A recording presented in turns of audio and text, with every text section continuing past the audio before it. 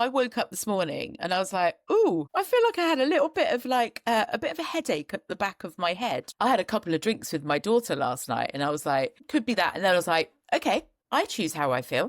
This is self-mastery, is catching things. This is embodiment, like catching things in the moment. I choose how I feel. I was like, I choose to feel alive. I choose to feel powerful. I spoke all these things to my body. I can't remember everything I said, right? Just in flow.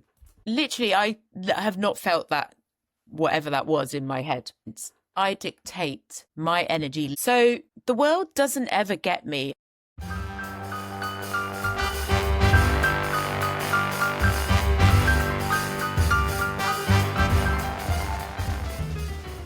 Claire, what are you doing if it's not called coaching? Great question. And it's really interesting.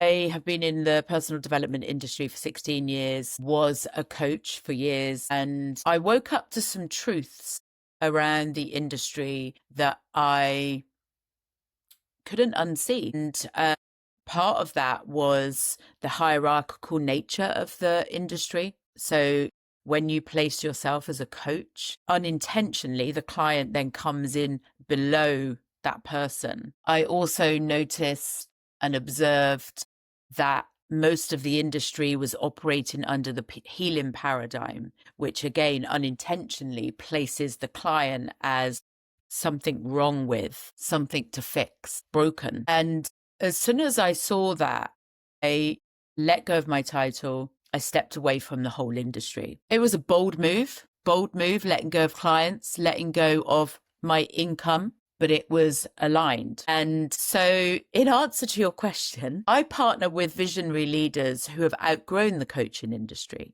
So I define myself as an energetic mirror. It's not a title. I reflect people's power, truth, wealth, and in my presence, distortion dissolves and truth rises. So it's transformation on a frequency level rather than just mindset. Very interesting answer. Now I want to break it a little bit down, if that's okay for you. So you said hierarchy, that when someone came to you, they will automatically or unintentionally put themselves below you. What would you say is the negative effect of that? And why do you think is the energetic mirror a better way on that regard? Yeah, well, when someone is placed below energetically, it's immediately disempowering. So if you think, coaching is meant to be intentionally empowering, but actually when someone's stepping into a container below than another person, then they may be looking for answers from that person. And a lot of industries operate under hierarchy. Yeah, it's a collective consciousness thing. And I am here to disrupt those structures and patterns so that people can really reveal the truth and actually embody who they are truly. So how that differentiates with the energetic mirror work that I do, I say do, I don't do anything, I am it, right? So I meet a client equal, just completely. We are both stepping into a container to expand. So it's equal. So a mirror is literally, I'm mirroring back. So I am fully embodied in what I call my frequency. And when someone steps into my field, just my presence alone allows them to really see themselves clearly. And what I recognize with clients on conversations that I have with people, it's like they will share with me very clearly what I see as or call the distortion. Once they've cleared that, because once we've got awareness of something, it dissolves. We don't need to go through a process. We don't need to go through a practice. And a lot of the coaching industry moves through practices or processes. There's no process. It's like, I see this, and so now I've seen it, I dissolve it, right? It burns in awareness, and I choose from truth. So what I recognize is in containers, a client container or a conversation, and I had this literally on a dog walk this morning, funnily enough. Someone shared what I call distortion with me. And I said to her, are you open to a perspective? And she said yes. And I shared like how to lead yourself energetically. I wasn't sharing advice. I wasn't sharing philosophy. I wasn't sharing theory. I was sharing from my own lived experience. And she said, yeah, I've heard this before. So she was remembering. So I am a mirror that helps people to remember who they are beyond the stories, the noise, the labels. Yeah. Earlier in what you said that clients are looking for answers, but when they come to you, they embody what they're doing. How or what would you say is the difference between looking for answer and truly coming to the answer from within, which is, in my idea right now, the embodiment? Yeah, exactly. So if someone's looking externally, unconsciously, they're giving their power away. Whereas when someone steps into a container where it's equal, they step in consciously to expand, to uncover more of who they are. Literally, just by setting that as the energetic foundation, it just unravels effortlessly. Because here's the thing, like, you don't need to force truth. You just need to clear the noise out the way for truth to just reveal itself. And so when someone activates truth from within, like, that's theirs, right? To own. They're leading from that place. They're not grasping for something outside of themselves. They're not looking to someone outside of themselves for the truth. And similar to that, you also wanted to say that you are doing something. I don't really know what you said. I don't remember what you said, but you said doing something, but then you changed it to I am, which Yeah. is something I'm noticing for myself as well. So I recently discovered from a coach friend of mine who is talking about being as something that we all are doing at the same time, not actually doing, we are always being, and that all the power we have comes from this place, and that's the true energy we give to people. If you're open to it, can you maybe explain a little bit more your definition and the reason why you don't like the word doing? Because right now I'm at a phase where I'm intentionally removing the word doing from my life and instead always saying that I'm being what I should be doing. Yeah. From my perspective, doing comes from being. So I'm gonna share an example of how I move through my life. I wake up in the morning, the world does not get me. I can't remember the last time I listened to the news or the media. Like, no, years ago, probably 16 years ago when I stepped into the personal development industry, I'd say. And to add to that, a really classic example of how I am so not tapped into what is happening in the collective consciousness or society is I didn't even know the clocks went back because I don't sync to clocks. I'm synced with myself. And it's the first time ever. I literally, a couple days after, I was like, I think the clocks go back around this time of year. And I was like, oh, wow. I didn't even know because, yeah, I don't sync to anyone else's clock. I move in my timing. So I energetically set myself up for my day. So funnily enough, I woke up this morning and I was like, ooh, I feel like I had a little bit of like a bit of a headache at the back of my head, right? I had a couple of drinks with my daughter last night and I was like, could be that. And then I was like, okay, I choose how I feel. So this is self-mastery, is catching things. This is embodiment, like catching things in the moment and coming back to, hang on, I choose how I feel. So I was like, I choose to feel alive. I choose to feel powerful. I spoke all these things to my body. I can't remember everything I said, right? I just in flow. Literally, I have not felt that, whatever that was in my head, right? Since, right? Because I dictate, my energy leads. So the world doesn't ever get me. I don't respond to messages or interact with people until I decide. And I flow with energy. So I will only show up on social media or wherever I'm drawn. That might be on a dog walk, in the middle of the field this morning. And this woman, like, there was a reason why we were meant to collide, right? And yeah, so that is the way I move. So for me, doing comes from being. So I am fully in my energetic authority. I'm choosing to go on a dog walk. I'm then choosing to have a bath, right? Those things will never override social media post. But saying that, if something like this morning, I had a really clear knowing about something that needed to be expressed publicly. And so I created the reel from my bed and then dropped that when I felt it was, it felt right. But I spoke in the energy, because here's the thing. Someone can, so this is what I've noticed about myself. It's like I can feel energy. I don't need to read the words of a post. I can feel the energy before I've read them. Energy always speaks before any words or conversation. Like energy always leads. And when we're truly tapped into ourselves and we're in what I call energetic alignment, then it's felt. I don't have to do anything. I just embody what I've already decided. And so I'll give you another example. I was invited to an event last week. It was in Mayfair, and the timing of it dropping in, I was like, oh, of course, right?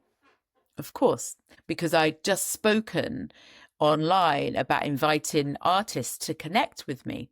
Literally 30 minutes later, I get an invite from a completely different source to go to an art event. I was like, oh, of course, right?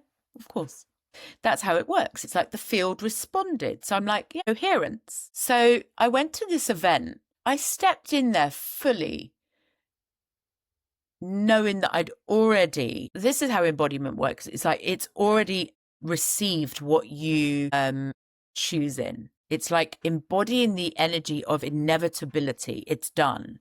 So I literally stepped in there and it was like I was a human magnet. I mean, and I just was reflected back constantly, my frequency. Like people just couldn't put their finger on it, right? And even the next day, had reflections. Your energy is intoxicating. And I don't say this from proven or performance. It's like, I know. And that's what happens when you're truly embodied. People feel you. I even had one guy who physically bumped into me 3 times. And it was the 3rd time that we spoke, right? And I said, it's the 3rd time we've collided. And you know why? Because we were meant to speak. He literally was an energetic mirror for me. And we had the most incredible connection and conversation around energetic leadership. He didn't know it was defined in that term, and it doesn't matter, right? But that's how he led his life exactly the same way as I was leading mine. Complete mirror. So of course he collided, It was like, that physical collision. You cannot ignore me. Yeah, carry on. That's so amazing, especially when you're telling the stories, these reels. I sometimes watch them because I had to do the research, but also other times when I'm on Substack, for example, I see them and I'm like, this comes from a place of truth, of pure energy. And it's something I haven't seen in a lot of people. And I think that's a very amazing thing you have. But I would like to talk more about energy because you said the word almost 100 times already. So you mentioned it in various different ways or circumstances, that it helped you, that it fueled you, that it changed the environment around you. So let's start at the beginning. What would you say is energy? You mentioned embodiment as one part of it, deciding that something will happen, and I think you called it that it's already done. So whatever you're doing is already done. So can you maybe give a little bit more clarity around this term of energy? Yeah, so the words we speak, the thoughts we have, everything has a vibration and an energy. So embodiment is constantly being tuned into, are you energizing the noise, the distortion, or are you energizing the truth? And it's constantly bringing you back, like when you have like an elevated and expanded an awareness, right? Which is like everyone does, right? But it depends how much distortion like someone may be unconsciously carrying. And I speak from lived experience here, right? I'm not projecting. This is just having been through this myself. And it's only when you really consciously tune in to every single decision, like literally every choice I make, I am uncovering what is the energy behind this. Feeling, what's present in my body, right? And the body doesn't, that doesn't lead. Like if my nervous system is expanding through something, it's like, yeah, okay, right. I can feel discomfort. That doesn't mean I stop or slow down. It's like, okay, my nervous system is catching up with my decision. So it's always like, and first, placing the energy behind it, right? So it's your focus, it's your attention, it's your thoughts. And when you're in alignment with what your decision is, then your thoughts match up. It's like everything matches up. Your thoughts, your actions are all in alignment with the truth that you have chosen and have decided. So that's the energetic kind of term or word for inevitability, because the word decision means to cut off all other options. So I have moved like, I don't know how many times in the last 5 months. I can't count.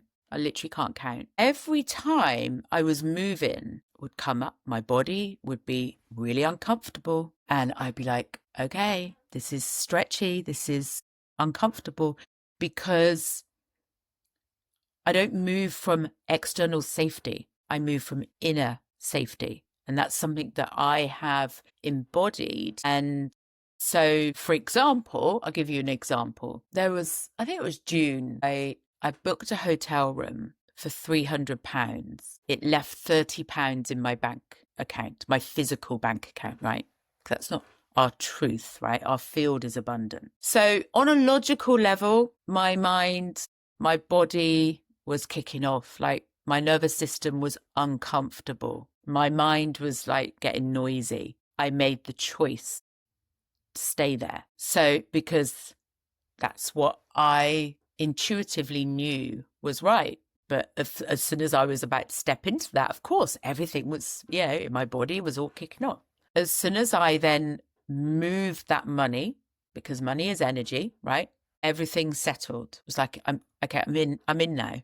Like I'm going to enjoy the hotel, right? So the next morning, and this comes right back to your thing about being. The next morning, I remembered I needed to go over to East London. I was in West London at the time. So I was like, okay, I need to get over there. And I could feel myself suddenly rushing. It was like, I caught it. I was like, well, that's not my vibe. I don't rush. So I chose to sit down in the reception area of the hotel and just be. I literally was just sat there. Like literally, I wasn't on social media then. Like I didn't have my accounts. And so I literally was sat there doing nothing, but it's never nothing, right? That's the most fertile ground for creation. My dog was with me. She was calm, mirroring my energy. A woman appeared. Can I join you? Absolutely.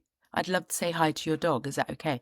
Absolutely, please do. What happened? Cut a long story short. She then stepped into an energetic mirror session. She became a client. So I moved that money from certainty. I didn't listen to the noise about you've only got £30 left. That's not really a very sensible decision. I chose to move. I then landed a client that didn't just pay for the hotel, like paid for way more than that, right? So that came through being. That client arrived through being. I wasn't grasping. I wasn't looking for a client. I wasn't on social media going, client. Yeah.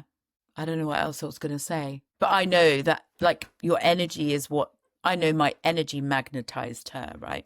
And even your life. So you are deciding where your body, life, and whatever it is moving, which is such an amazing, it's hard to describe what it is, but it's very powerful. Thank you. Yeah.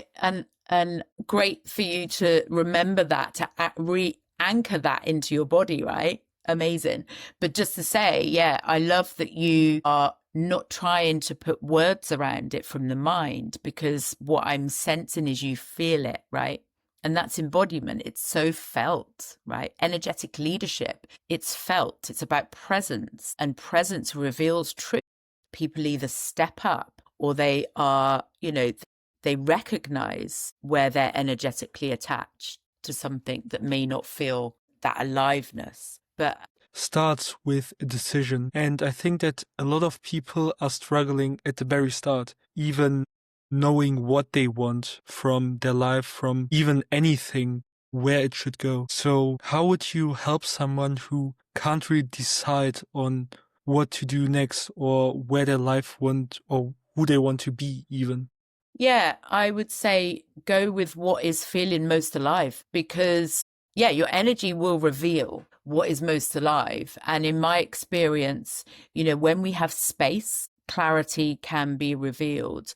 But I spoke about something the other day about how, the phrase "I don't know" is the most fertile ground for clarity to be revealed. Because when we speak, let's say I asked you a question and you say, "I don't know." Actually, I celebrate that, because it means you're not trying to work it out with the mind. You're allowing your body to reveal what feels true. And I had this experience the other day, and it was to do with the book that I've birthed, which I didn't set out to write a book. I just started documenting my life because I just felt that, right? My energy was saying, document this. And it was only when I put it all together in a Google Doc that I went, oh, I've actually birthed the whole book, right? And what I recognize is, because it's expanding on a daily, weekly basis, to go down the normal physical publishing route, it would be like, it would have expanded so much by the time it had been published, right? So I know that that is not the route.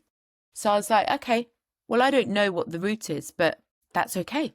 And then the route revealed itself, not because I was looking for the answer or forcing an answer. I just allowed the I don't know space to show me. And then just doing something else, I don't know, I was reading a book or flicking through some beautiful photo. I can't remember what I was doing. And then it just popped in. And that's how truth lands. Truth is always there. It's just having the space for it to breathe, essentially, and be revealed. And in the things you said earlier, you always mentioned that you were the mirror for your clients. What exactly makes you the mirror? So can you maybe explain why it's so powerful that when a client comes to you, the energy gets reflected? To actually hang your hat on and go, I am a mirror, is like, I've said, right?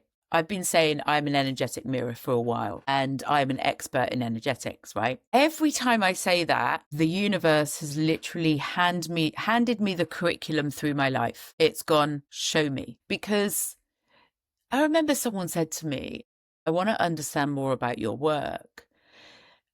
What is the best book? It's not about a book, because embodiment is not about theory. And so I actually recognized, I'm just flowing with this. It hasn't completely answered your question, but I'm feeling to speak this piece. I actually recognized, so I bought Florence Scovel Shinn. I don't know if you know her work. Okay. She has a collection of books. The most well-known one is called, now I need to remember it, Your Word is Your Wand, right? So basically, like, the words you speak is what you create, right? It's like you put a spell out into the world. So anyway, I think I read 3 pages of the book. When I was clearing, I'd gone through this journey of clearing everything internally, and I let go of 95% of my possessions as well, including my home. That was after. It was like my inner state needed to be mirrored in my environment. So anything connected to past identity, literally I let go of, right? So now, remember, I thought I was putting this one book in my case, and I put it in my case. I thought, yep, that's one book that's coming with me on my journey. And then I went, no, I've actually transcended the book. And someone actually said to me a couple of months ago, oh my gosh, you're like Florence 2.0. And I was like, thank you for that confirmation. Because funnily enough, I thought that was the book that I wanted to continue reading, but I realized I never needed to read it, because my life was the curriculum to embody the higher perspective that I was choosing, and the expansion and the truth. So I've kind of shared the journey that I went through. You know, firstly was letting go of the coaching and all of that, my clients, and literally I cleared so much space in my life. And I remember, like, you know, I consciously chose to expand. I said, I am choosing to expand. And then literally the universe went, okay, show me. Right. And you know, everything that was being revealed in my life, I would consciously look at how am I choosing to be, respond, etc. And yeah, I unhooked from everything familiar, my friends, my CrossFit community, like literally everything, the coffee shops in my town. I literally let go of all of it. And then, like, you know, I realized that I had to let go of everything that was familiar to truly embody who I am fully. Once I was fully embodied, then yes, I could step back into the collective consciousness, because then it's so now I just can feel and see distortion just like in seconds. So that's the answer to your question. And I will say that I'm rare, because to really hang your hat on being a mirror, your energy needs to be clean. And it has not been comfortable to move through this, to let go of everything safe, like we've been told as safety. And would you say that these things you let go of, that these were the noises you had to remove in order to be the mirror? Yeah, 100%. And, you know, what it actually birthed was this book, but it's way bigger than that. It's what I call disruption incarnate, which is me, right? It's the frequency that I've embodied. And yeah, I see this as a much bigger thing that is, yeah, all around expanding human consciousness. And I've seen some really big truths recently that have, yeah, I feel revealed to me, because it's really showing me where I'm meant to speak and be in the world. It's interesting how the quietness can sometimes say so much, and that your words are truly landing on me and the listener. So yeah. And another thing I want to ask about this distortion. So you said once I have a decision, the next thing is to do the action and kind of see through the distortion. How would you say does this process look like? Because most of the times people say, okay, I want this and I want that. And the moment a roadblock hits, they just give up. So what would you say is, I wouldn't say a mechanism, but how does my energy has to be in order for distortion to just remove itself? Yeah, and it's about awareness. It's literally about awareness. So it's making a decision and then not entertaining the noise. And I think once you've made a clear decision that feels truly like a true desire, that's truly alive, anything that is out of alignment, you clearly see. So it's just not handing the mic over to that. It's not placing your energy behind the doubts, the what ifs, the stories, because they're all stories, right? And once we clear that, we can create a new story. And that's, you know, that was something I was doing this morning when I was lying in bed. It was like, you know, there was a story came up about something, and I was like, that's a story. That's not true. And then it allowed space for me to reveal a new story. And that uncovered something that I'd never seen before, which is about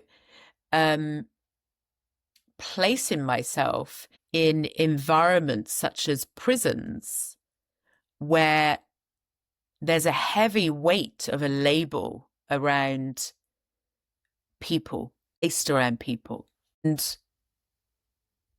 yeah, I really can see and feel the impact of my presence in spaces like that, to allow them to remember that actually the label does not define them. Their past does not define them. And yeah, like that's like so fully alive for me right now. I can feel it. I can see it. I can imagine myself. And what I've really observed about myself on my journey is, yeah, I can go and be in an environment in Mayfair and have conversations with the ultra wealthy, the multimillionaires. But I can also be the person talking to that person on the park bench who has 0. And what I observe is I see everyone as equal and I just meet them with presence, no judgment. So when I was revealed this morning, I was like, oh yeah, of course, right? And I had this experience once. It was several months ago now.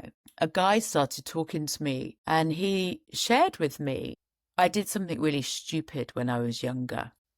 I fucked up. And I said to him, I just looked him in the eyes and I said, your past does not define you. And he cried. Tears were rolling down his face. And I didn't give him advice. I didn't share philosophy. I gave him energetic permission to release the story so he could come back to himself, to who he truly is. And I know those tears were just like, yeah, it was just like the weight just dissolving. And I don't know, but I guess no one had ever spoken that to him before. And he was carrying a label of criminal. But labels, I don't buy into labels, right?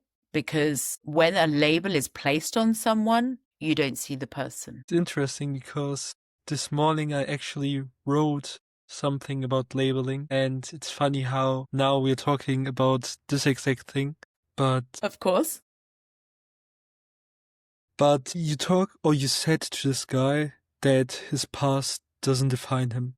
And in this moment, he probably remembered a lot of things from all of the experiences he had. And earlier in this call, he also said that once I said that this reminded me of the conductor, you once again said that it is something that I remembered. Is this remembering a part of the awareness you talked about earlier? Do you know what? This is something that I was going to write about today. And now this is what I feel like I want to express around this. What I recognize with my clients, with conversations that I have on the street, like with this man, how people remember the truth is displayed in completely different ways. Like I'll have clients who will feel and reclaim their power through literally sitting in my presence in complete silence. I've had clients who literally their body will move when I speak the truth. Clients who get goosebumps. Clients who just feel it shift.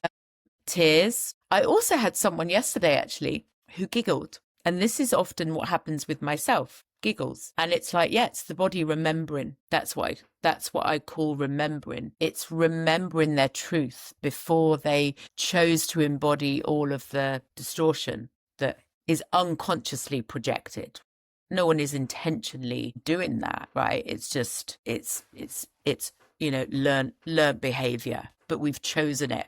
And what I realize is I had this moment the other day on a walk, and I was like, it was almost like a movie was playing through my mind of all the experiences I have created in my life from when I was tiny, right? And I was like, I see exactly why, not why, but I see I created it because of where my energy was sitting. So energy never lies. And whatever you're seeing through people reflecting to you or through situations in your life, it's just showing you where your energy is sitting. Can you maybe express this frequency bit a little bit more? So do we all have a frequency? We do. And mine isn't special. Definitely, I'm going to delete that straight away. Okay. I'm not special. We're all powerful beings. And so, yeah, your frequency is what you're emanating, right? It's what you're radiating. So it's like, the decision that you're holding, the clarity that you're embodying. And yeah, how else would I define that? Yeah, there's more. And I haven't got the words immediately in this moment, but it's like, it's your energetic signature that is signaling everything. Yeah, this whole energy thing is something I'm currently working on a lot, and just talking with someone who dedicated a lot of time, energy, and life experience into it is such amazing. So once again, thank you. But a lot of what you said showed some kind of equality between you and the person next to you. You mentioned it with the people in Mayfair. It's hard Mayfair. In Mayfair pronunciate as someone who is not coming from the UK, and the person you meant on the badge. So what would you say makes this equality so special? Well, so that's why I didn't want to be defined as special, because I'm not special, right? Because then that would immediately create hierarchy between us two, between anyone that I speak to. I'm not special. I am who I am. And yeah, I'll own that I am an expert in energetics fully. But sorry, you're going to have to remind me of a question now. It was about equality and why Yeah. it's so important. Yeah.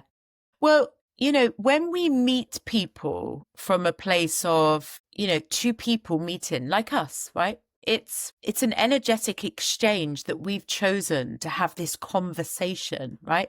It's expanding for me, it's expanding for you. And so whether I'm speaking to you, the guy who's sat on the park bench, or a multimillionaire, like every single conversation I see is expansion. And so when you position yourself as better than, hierarchical, or having more knowledge, or whatever you want to define that, then you're performing in a way. And I speak very cleanly and clearly about this because this was me. So I recognized the frequency on social media because that was an old frequency that I embodied, right? Because when you have a title, or when you think you're better than someone, yeah, you're stepping into conversations from that energy. And so that doesn't expand me, right? That doesn't expand me. And my sole commitment is expanding myself. And that's everyone's role in life, is actually to be themselves so fully, because that is the birthplace of everything. And that's how creation works. Very, very interesting. Even when I've met people that might say things that are not kind to me, I still don't label them as anything, right? I just see that they're expressing something. And to answer your question, yeah, we're just two people meeting. And it's at the end something we both profit from, like you said. So oftentimes we go into a conversation and think that we have to win, but with this equality, we know that we are winning and the person next to us is winning. So I think that's a very clean place and a clean way to go into any exchange of anything, basically. Yeah, exactly. Clean. It's a clean energy. It's like, I'm not trying to get anything from you. I'm not here to sell anything. Like, I'm just stepping into this and going, okay, I'm showing up fully as me and being fully present. Let's see where the conversation leads. What's alive, right? So it's without an agenda, right? You mentioned equality, you mentioned frequency. Now I want to talk a little bit more about embodiment. So we now have all of these things. How can we now, I would say, bring them together into embodiment? Yeah. And I guess, so I touched on it earlier about how, you make a decision from your truth, right? Then that choice is backed by your energy. Like, that's where you're placing your energy, right? The noise can show up, but no, that doesn't get the mic, right? I'm placing my energy here because this is the decision I've made. It lands in the body. That step, yeah, there aren't steps, but like next. That's when it actually lands in the body.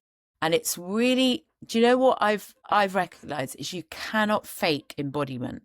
You cannot fake it. Once it lands and you can't force it. It's just like, you just feel it. You just feel it. And it's really hard to describe, to be honest. And what I've observed is, and I talked about this the other day, actually, which is like the collapse before the click, right?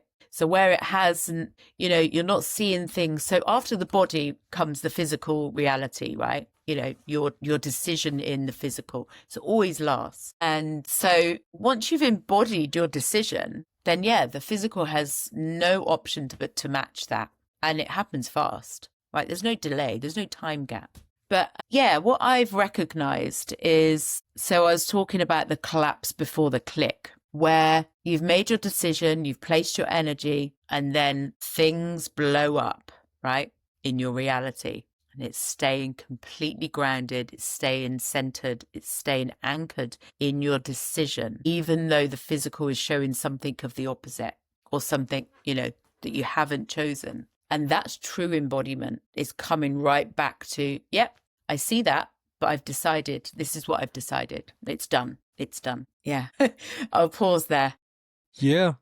No, a lot of things you mentioned already. And I think that the way you are transmitting all of this is right now through your energy, through your embodiment, but also your language. And earlier you said that energy speaks before words, but oftentimes, like on social media, we are using words to express our energy. So how would you say, can I truly put my energy into my words? Is there something internal that has to happen before, or is there something my energetic state has to be in order for my words to land better? I think it's just really consciously tuning into your what you're feeling. And how I actually, I was talking earlier about how I felt, this expression wanted to come through me this morning, and it's always moving from that place. And then the words land because the energy is behind them, but it's checking in with yourself. And I touched on earlier about how like a lot of the coaching industry is performing, right? So it's transactional. So people are coming from a place of lack, looking, seeking for clients, right? So that energy is always going to be felt and it will be mirrored back. So when you come from, I've already received, I've already decided this is done, it's a very different energy when you post. I love that you reflected back to me about transmitting. Yeah, I transmit.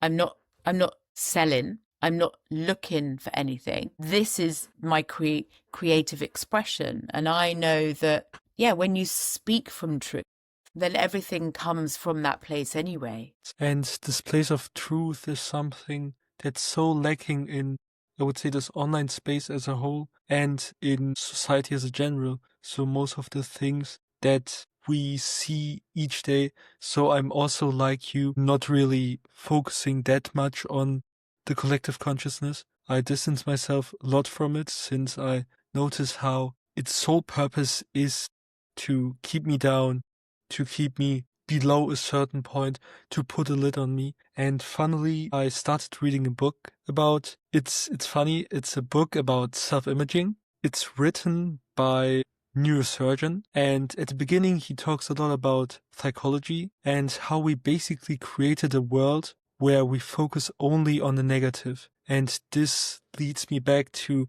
what you said earlier, that most clients come to a coach from a healing paradigm.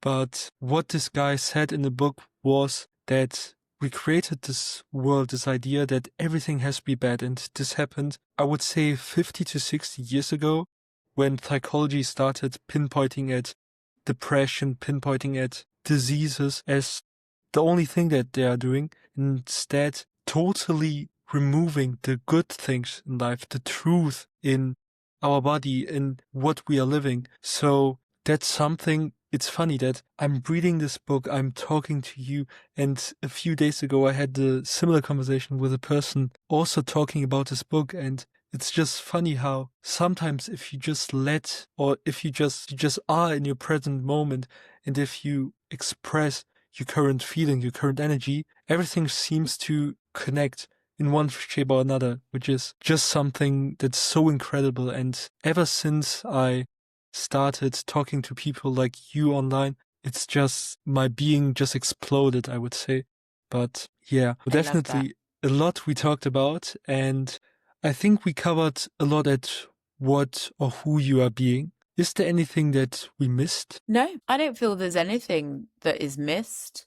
I guess, anyone who resonates with this, like, reach out. And people will feel this in their body.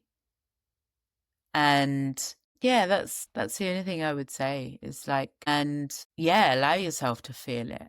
Because what I recognize is when people are ready to hear the truth, then it lands, right? I think that's such an amazing way to end this amazing talk. Thank you, Claire, for being such an amazing guest. Your energy, everything you brought to this talk was just so unbelievably amazing. Well, I think actually maybe to just add to what you were just sharing about that book, which sounds so powerful, and I completely agree, it's my invitation to anyone listening is get super conscious with where you're placing your energy. Because wherever you place your energy is what you fuel. And something I have become very present to recently is how the media essentially fuels the exact problems that we don't want. And they hold that in their bodies. That's what they're radiating and then recreating. So those feel like my final words. And I appreciate having this opportunity. I appreciate myself for creating this experience and appreciate creating you to have this what has felt like a real energetic exchange. So thank you. Thank you, Claire, for being on here. And a quick note, this is the book I was talking about. It's now German, but it's called Psycho-Cybernetic in English. But yeah, thank you, Claire. Bye. Thanks.